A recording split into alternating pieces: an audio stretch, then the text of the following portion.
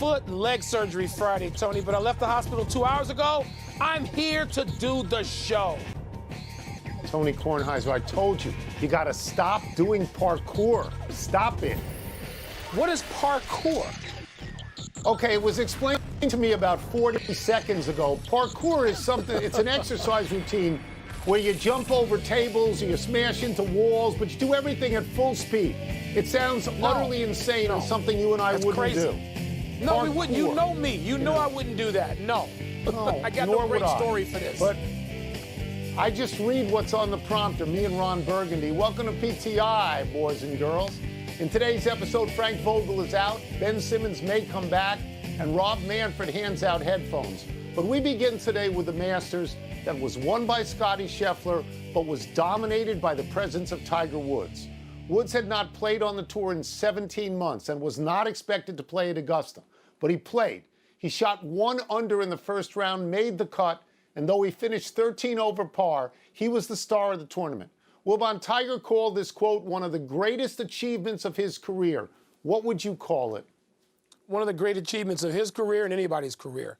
I mean, Tony, to see the pictures of that automobile and the wreckage, and to have known or to know the history of Tiger's injuries, severe injuries already. I mean, he didn't start with a perfect body. He wasn't 24 years old. He was coming in. He won a U.S. Open on a broken leg, for crying out loud. He's got multiple back surgeries. That stuff we thought was going to prevent him from ever winning that last Masters or even maybe being out there.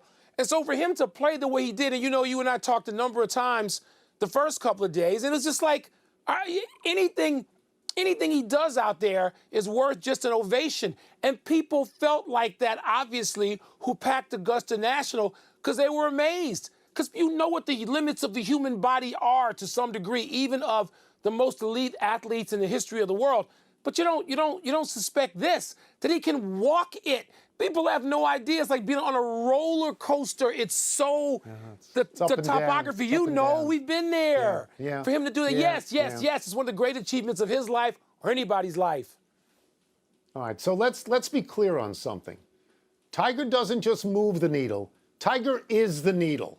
Everybody who had a television set watched Tiger Woods. What he did on Thursday to go 1 under was amazing, remarkable, and thrilling. You could see every day, you could see the pain he was going through, particularly trying to walk up 18. This was an amazing achievement. Now, when he came up 18 every single day, people got up out of their seats and they started to applaud him because they could understand how difficult this was. He shot 78 on the weekend. That's not Tiger Woods. He doesn't do that, and that's because the pain is etched on his face, and you see it.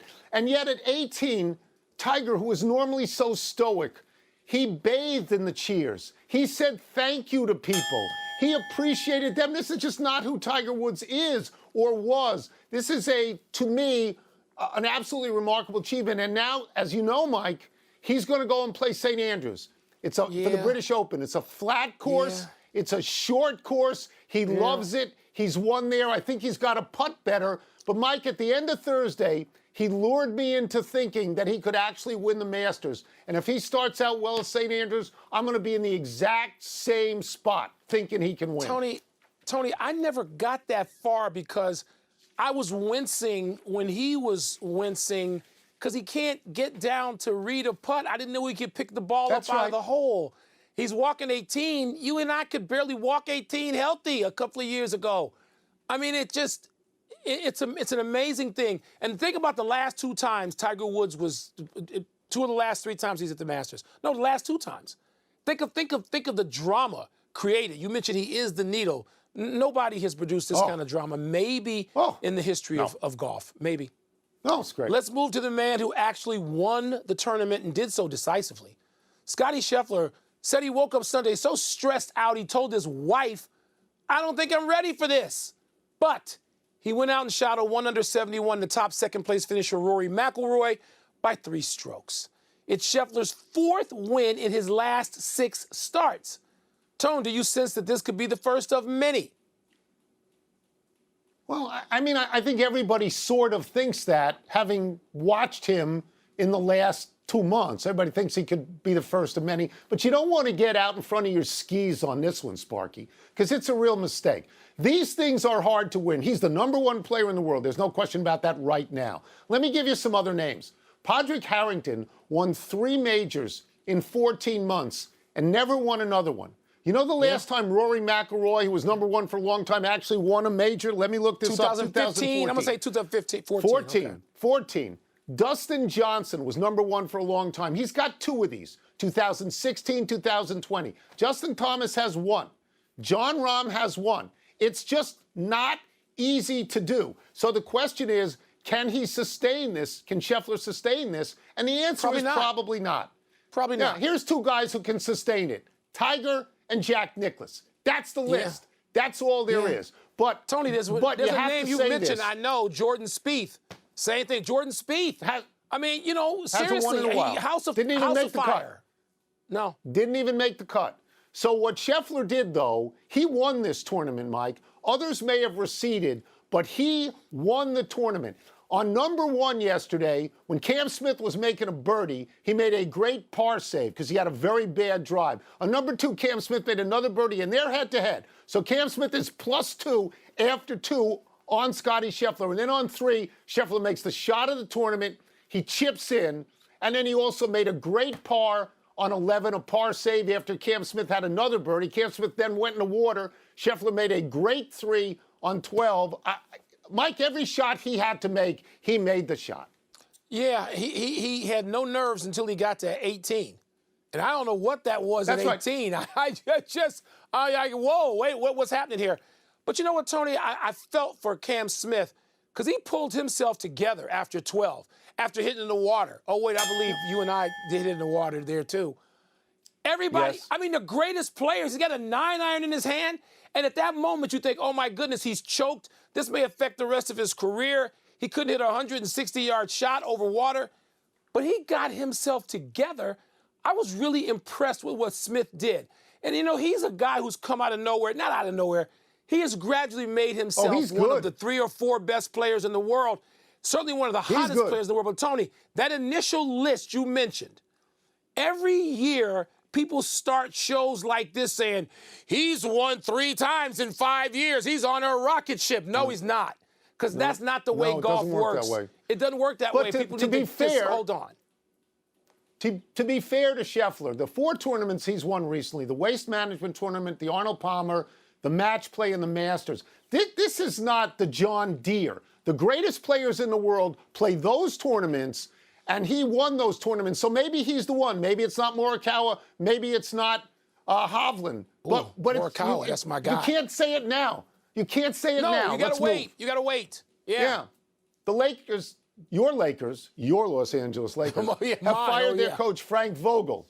Vogel was their coach when they won the NBA championship in the bubble just 18 months ago. But the Lakers didn't even make the play-in game and were an embarrassment. So Vogel got the axe. Well, but how much of this season was Vogel's fault?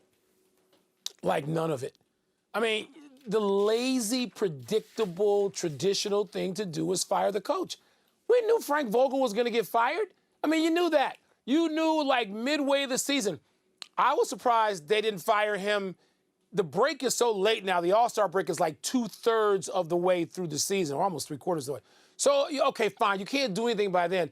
But Frank Vogel didn't go out and put together this team of the Sunshine Boys. Frank Vogel didn't do that. Frank Vogel, as you said, he captained the ship that won a championship in the most difficult situation in NBA history, in a bubble, just a couple of years ago. So I don't want to hear that this was Frank Vogel's fault. He's a hell of a coach. He was a hell of a coach before he got to L.A., and I think he'll be a hell of a coach once he's gone and he gets another job, because he better get another job. But the Lakers stunk all season. I'm blaming all the Hall of Fame players. When you got 4 or 5 Hall of Fame players, blame them. They shouldn't need to be motivated, instructed by Frank Vogel. They need Frank Vogel's strategy. No, you do need a guy with both hands on the wheel, and Frank didn't do his best work either. But to say this is Frank Vogel's fault, please stop it. Yeah, if I'm going to fire Frank Vogel, I'm going to fire the GM as well. And they got to be hand in hand because they put this team together. Frank Vogel, the case you make for him is that he only had Anthony Davis and Russell Westbrook and LeBron James together for 21 games, but they were only 11 and 10. But they were only 11 and 10, Mike. So that's a pace to win 43 and be in the play-in. So that's not a great thing. I understand why this happened, but I'm going to go back in the history of LeBron James teams. All right? You always get the sense with LeBron that he's getting rid of a coach when he wants to get rid of a coach. It doesn't mean he names the replacement, but he makes sure the coach he doesn't want gets out of there. This was Paul Silas, if I'm not mistaken, David Blatt, Luke Walton, and now Frank Vogel. I mean, I see his imprints on a lot of these things, including the team all year long. The team was terrible. After the All-Star break, Mike, well, what is the number here? They lost 18 to 24, 5 and 18, including 8 in a row. Yeah. Including 8 in a row. The only teams that did worse after the All-Star break were teams that had given up on the season early, Portland and Indiana and Houston. Yeah. So, I mean, Orlando did better. They stunk. I mean, come on. Tony, the thing is, the Lakers, it was a bad idea to put them together this way. They had no business doing that. And if you want to coach and everybody out saw there, it. Listen, Tony, they had a chance to hire T. Lue. They didn't do it. They had a chance to hire Jason Kidd, who I may vote for later tonight as my coach of the year in the NBA for what he's done with Dallas and Luka Doncic and getting them straightened out. So they could have done that. They wanted to name people's assistants. They wanted to take the meddlesome, cheap way out. So the hell with them. Right. Now I just point out one other thing. What? One other thing. Golden State Warriors never had Green and Thompson and Curry out there, and they're in the playoffs. The Los Angeles Clippers didn't have their two guys, and they're in the play-in. Lakers aren't, and they have LeBron. Good point, Let's Tom. take a break. Coming up, how should baseball players feel about Rob Manfred sending them sets of headphones? It's so funny to hear that story. And were the Bucks right to sit their stars so they could slide right down and face the Bulls instead of, say, the Nets? So the Lakers weren't a 1 seed or a 2 seed. They were bird seed. It's mail time. We sort through gobs of spam to find the rare topics that will hold your attention. Mail See what's first in the mailbox today. Are you okay with the Bucks resting all their starters on the last day of the season and falling to the 3 seed? Yes. Yes, they wanted to do what they could to pick the easiest first-round opponent they could. And the only team right now that's a pigeon in the entire Eastern Conference, Cleveland because of injuries, the Bulls because they couldn't get back up off the floor after their own injuries. And so you want to play the Bulls, yes. If you're one of the top 4 teams, you want to put Toronto can win its series with Philadelphia. I don't mean some great upset. I don't mean Toronto can win a couple of games. Toronto can beat the Sixers. The Bulls can't beat any of the teams above them. I'm not sure that the Bulls aren't the worst of the teams in the whole top 10, playing included in the East right now. It's sad because we had a great start, but they fell and they couldn't get up, and we'll be back next year. I'm happy with what they've done. But yeah, Milwaukee, yes, you play the Bulls. Yeah, so I call this strategy. And if it's okay with Adam Silver, if Adam Silver doesn't say you got to play everybody, then why not do it? Because as you say, you'd much rather play the Chicago Bulls than at the moment the Brooklyn Nets. You'd rather do that. So I would do the same thing if I ran the team. Now, if I'm not mistaken, Boston did not do this. Boston had a chance to tank against Memphis, but they won the game. And why? My conclusion is they're not afraid of the Nets. They beat them 3 out of 4 this year. They think they are a better team no matter who's playing on that other squad. And so they're out there, and if they beat them, then they get the pleasure of playing Milwaukee down the road, right? So, I mean, I put this on Adam Silver, all commissioners. This is what they do. If they let it go, do it. By the way, real quick, Tony, you are a Nets historian. Are you with the Nets your whole life, the team of your youth? Yeah. Well, the Knicks, really. Yes. But you covered the Nets professionally. Yeah. Are you with the Nets now? Do you think you make them the favorite in the East by any chance? No, the favorite. Okay. Stop it. All right. No. Vegas. The favorite. Vegas, you're always quoting Vegas. I don't care about Vegas. How should baseball players feel about Rob Manfred's gesture of sending them headphones? Tony, when I heard this, I was like, okay, of all of the unions out there in sports, Major League Baseball has the toughest one, the most cantankerous one, the most contentious one. Hey, they just plain don't like the people they work for. And so my reaction was, oh, my God, they're going to take these headphones and they may put them in a pile and burn them. The better choice would be to give them to charity. But I thought the reaction would be sort of what it's largely been, which is what? Now you want to cozy us up to us and give us headphones? Were there messages on there with the verbalization of like the middle finger? Like what's on the message if there's a message on the headphone? But I got to think they still hate management. They don't care about headphones. They can buy their own headphones a million times over. So if I was a player, I'd feel good because I just got free headphones. And the next time Rob Manfred made a speech, I'd put the headphones in and I wouldn't have to listen to Rob Manfred. I understand the players being cynical about this, but I also think it's a smart move on Manfred's part. It's the olive branch. Basically, he's saying, look, we struggled, we fought, we yelled at each other, we finally came to an agreement. Maybe it'll be easier the next time.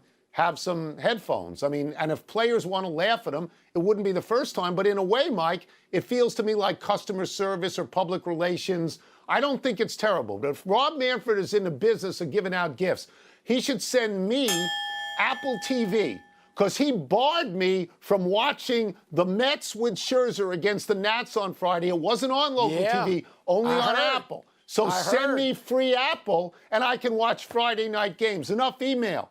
Let's take one last break. Still to come, could Ben Simmons, your boy, really be back if the Nets advance to the first round? I can't see that, Tony. How concerned should the Mavericks be about Luka's calf strain? They didn't sit Luka.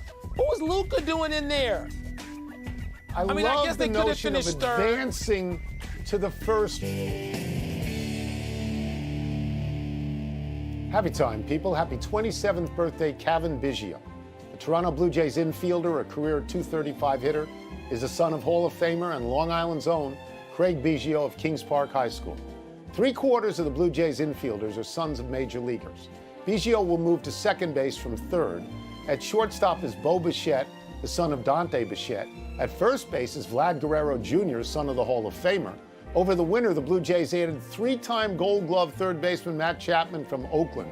That infield is one of the reasons many people are picking the Blue Jays as the best team in the American League. Tony, if you look at Major League Baseball and the NBA, those leagues are chock full of juniors and the thirds and the sons and sons of. It's amazing. You got to think those kids have a one-up, right? On the other regular kid next door. They've been around clubhouses in the game all their lives. Amazing, though. Happy anniversary to the Boston Bruins. Around this day, 12 years ago, the Bruins clinched a playoff berth after scoring 3 shorthanded goals in 64 seconds in a 4-2 win over the Carolina Hurricanes at home. Again, all 3 goals came with the Bruins at a one-man disadvantage. And all 3 goals, the first 3 of the game, came off Carolina goalie Cam Ward. The Bruins who scored the goals were Daniel Paille, Blake Wheeler, and Steve Bejin. The Bruins won their first-round playoff series, then won the first 3 games of the conference semifinal series against the Flyers, but were then swept out in 4 straight. Tony, how about this? The NHL regular season doesn't end until April 29. I mean, it was a COVID break. The NHL season always ends playoffs before the NBA season, but they're going to be getting this thing kicked off like May 1st. That's going to end significantly after the NBA. It's going to go on forever. We want to mark the passing of Dwayne Haskins Jr. The Pittsburgh Steelers quarterback was killed over the weekend when he was hit by a truck while he was attempting to cross I-595 in South Florida by foot. Haskins was just 24 years old. Haskins was an outstanding quarterback at Ohio State. He threw for a Big Ten record 50 touchdown passes in his 1 year as a starter. That prompted the Washington football team to draft Haskins in the first round in 2019. Haskins was later released by Washington and signed by the Steelers. He was in Florida working out with some Steelers teammates. Tony, Haskins went to high school down the street from me, where I live in Bethesda, Maryland, at Bullis. And I don't think of him as an adult and a pro football quarterback. I think of him as a kid. And he went to school, high school, with kids I know, family members of children I know. I think of them as children because that's how I saw him. And it's just devastating and depressing news. I also want to note the passing of longtime Washington, D.C. television anchor Bruce Johnson, who was remembered at a memorial service today.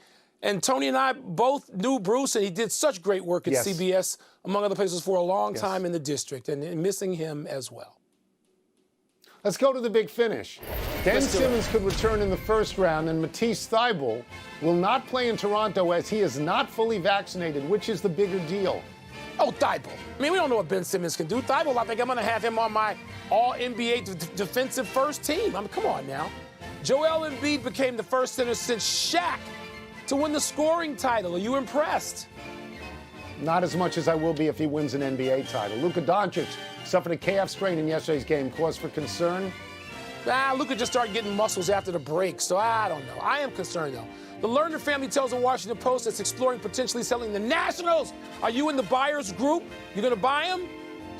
I'm stunned by this. I thought they'd own it for generations. I'm stunned. Last Wow. one, WNBA draft tonight. Who's going first?